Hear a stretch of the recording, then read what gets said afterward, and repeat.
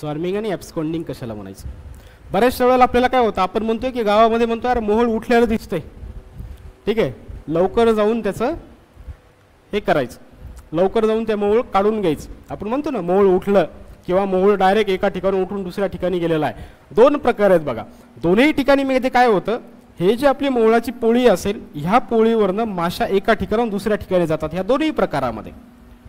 Okay, दोन्ही प्रकारामध्ये जातात. पण ॲब्स्कॉन्डिंग मध्ये काय होतं, ॲब्स्कॉन्डिंग मध्ये काय होतं, अख्ख्या मोहोळाच्या माशा ज्या असतील सगळ्याच्या सगळ्या मोहोळाच्या माशा उठून सगळ्याचा ऑल त्याच्यामध्ये त्या पोळ्यामध्ये जेवढ्या माशा असतील हे सगळ्या उठणार आणि दुसऱ्या ठिकाणी जाऊन बसणार. ओके, कशामुळे असं होणार?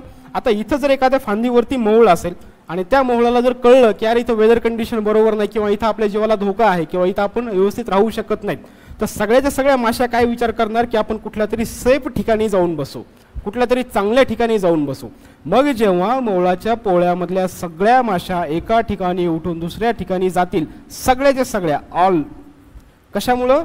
वेदर कंडिशनमुळं, तर त्याला म्हणायचं असतं ॲब्स्कॉन्डिंग. समजलं? जेव्हा सगळ्या माशा एका ठिकाणून दुसऱ्या ठिकाणी जातील त्याला म्हणायचं ॲब्स्कॉन्डिंग. आता स्वार्मिंग म्हणजे काय? इथं माशा आहेत, ओके, या पोळीमध्ये माशा आहेत.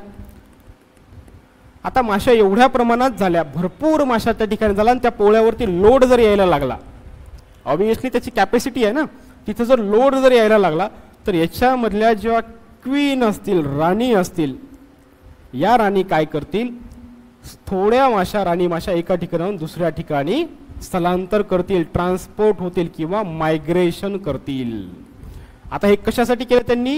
ह्या पोळ्यामध्ये जे ओव्हर क्राउडिंग होत होती, ओके, याच्यावरती जो लोड येत होता ओव्हर क्राउडिंग, हे अवॉइड करण्यासाठी ती माशी ती एका ठिकाणून दुसऱ्या ठिकाणी गेली. म्हणजे स्वार्मिंग म्हणजे काय?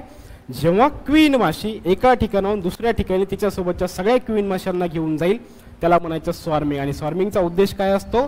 ओव्हर क्राउडिंग अवॉइड करणे. ॲब्स्कॉन्डिंग म्हणजे काय? सगळ्याच्या सगळ्या माशा एका ठिकाणून दुसऱ्या ठिकाणी जाणे. कशामुळे? फेवरेबल वेदर कंडिशन नसल्यामुळे. इथपर्यंत समजलं का राजांनो?